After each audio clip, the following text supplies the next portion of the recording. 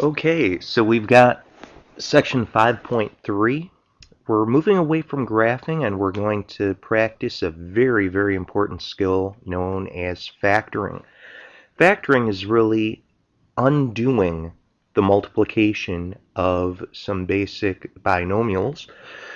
Take a look at number one, just some review. You might remember we were doing this not too long ago where we distribute x times x was x squared. X times 3 would be 3x. 4 times x is just 4x itself. 4 times 3 is 12.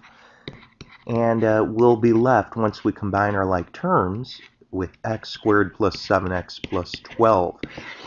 Now, believe it or not, what we're going to do today is work in reverse. In other words, what if we begin with an expression such as x squared plus 7x plus 12, and we'd like to find out how they could multiply two binomials to get this expression. That's what we're doing today. We did this in Algebra 1, but let's investigate x squared minus 3x plus 2. There are two main components that we'd like to take a look at. This negative 3 and also over here this 2. We're going to be looking for two numbers that will multiply to a 2. And in fact, that will multiply to a positive 2. We're also going to be looking for two integers, two numbers, that will add to a negative 3. And these two numbers, of course, are going to be showing up. Notice what's happening in example 1. If we look back and if we were to work backwards, this 12 here happens to be 4 times 3. The 7 is 4 plus 3. So there's definitely this connection that we'd like to point out. We know that as we're factoring, we're going to break this into two binomials. How can we multiply to x squared? Well, for today's lesson, everything is a little bit simpler. We're going to be able to have an x and an x. But once we know that we're going to multiply to a 2, there aren't too many ways that can happen. We know that we'd have a 2 and a 1, or perhaps we could have a negative 2 and a negative 1. However, we're going to choose a negative 2 and a negative 1 because we also need our numbers to add to a negative 3. There are two criteria we have to meet. Not only do our two numbers have to multiply to a 2 here, they must also add to a negative 3. Now, something that we're going to talk about a great deal over the next couple days is how we can do a very quick check to see if we're right. You're going to hear me talk about a nose and a mouth a lot. This is what we call our inner product. It's a distribution or a multiplication. Negative 2 times x, of course, is our negative 2x. X times negative 1 is our negative 1x. If we add those two terms together, we'll get negative 3x. Likewise, if we multiply negative 2 times negative 1, we'll get positive 2. So it's just a quick way to check that we are correct.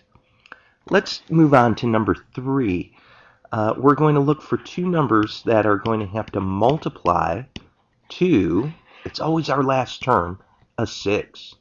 At the same time, we're going to look for our two numbers to add to a positive 5. Now, there aren't too many ways we can multiply to a 6. You could have a 1 and a 6, or a 2 and a 3. Now, everything here is positive, and I think that can help out tremendously. So we'll have an x and an x. You know, 1 plus 6 would be a 7, and that's not what we're looking for. We want to add to get a 5. So let's try a 2 and a 3. Make both of these positives. 2 times 3 is, in fact, a positive 6.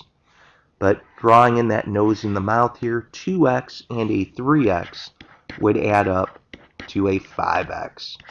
So we know that we found two numbers, two integers, that would multiply to a positive 6, and we're going to be able to add up to a 5x. We're good to go. Going on to number 4, we're looking for two numbers that will multiply to negative 20. We also are looking for two numbers that will add to get us -1. Now this is going to get a little bit trickier, of course. The reason is there are many ways that we could multiply to a 20. We could have 1 and 20. We could have 2 and 10. We could have 4 and 5. Of course, we can deal with all the combinations where one of them would be positive and one would be negative. But just beginning to go through our search, we would also need for our two numbers to add to a -1. Now, a 1 and a 20, even if one of those numbers would happen to be a positive and one is a negative, there's no way you could add or subtract a 1 and a 20 to get a -1. Very similarly, looking at 2 and 10, a 2 and a 10 could add up to a 12. A 2 minus 10 might be a -8, and so forth. But no combination of a +2 and a -10 or any variations of those signs could arrive at -1. However, when we look at 4 and 5, 4 and 5 can add up to a -1 if 5 is negative. When you're adding up to a negative value, you'd want your larger number to be the negative and the smaller number to be a positive. -5 times 4 is -20, but a -5x plus a 4x would arrive at a -1x. This would be how we could factor.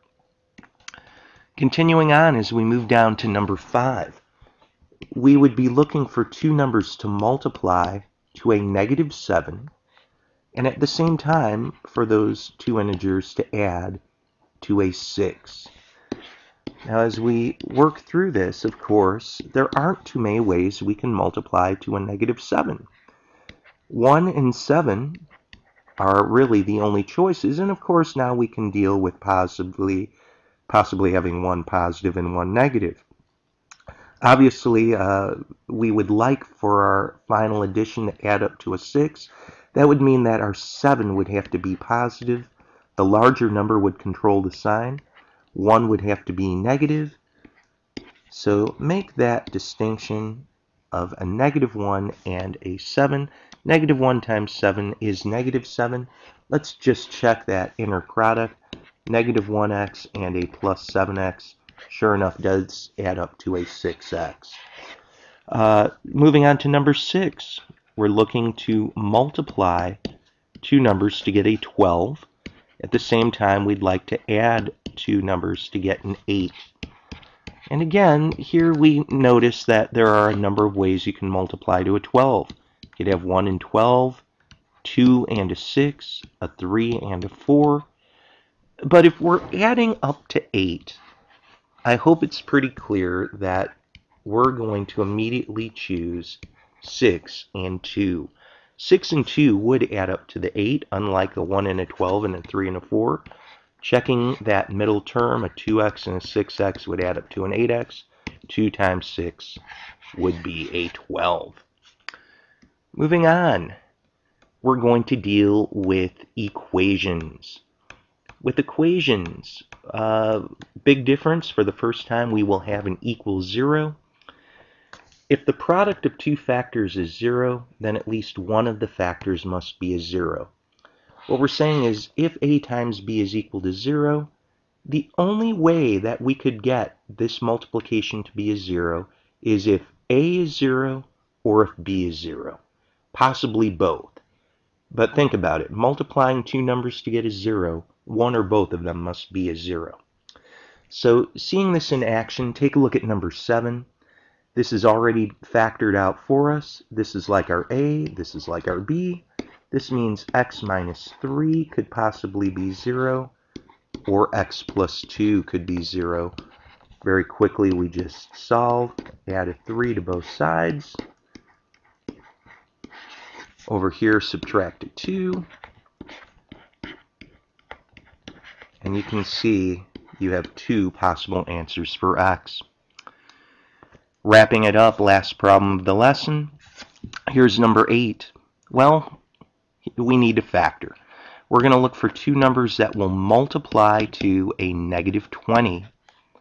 Two numbers that will add to get you an 8. And of course, factoring is going to be the key step here. Again, multiplying to a 20. Well, you could have a 1 and a 20. You can have a 2 and a 10. You could have a 4 and a 5. But again, we're trying to think about ways that we might be able to add or subtract these numbers to get an 8. 1 and a 20, if one is positive, one is negative, there's no way you could ever add or subtract a 1 and a 20 to get an 8. 2 and 10, however, that can work. You need to multiply to a negative 20, so one of these numbers must be a negative. But if the 10 were a negative and the 2 is a positive, negative 10 plus 2 would be negative 8. Again, when you're adding up to a positive number and one of these values happen to be negative, the larger number controls the sign. We want to end up with a positive 8. Make your 10 be a positive. Have your 2 be the negative. 10 times negative 2 is negative 20, but let's just do a quick check. 10x and a negative 2x certainly would add up to a positive 8x. Now we're not done. This is our zero product property, so I'm going to take x plus 10, set that equal to 0, x minus 2, set that equal to 0 as well. I'm going to minus a 10 from both sides and get x equals negative 10. Here I will add a 2 to both sides and wind up with x is equal to positive 2. So that's the lesson for today. It's a skill that we're going to continue to work on tomorrow. Best of luck to you.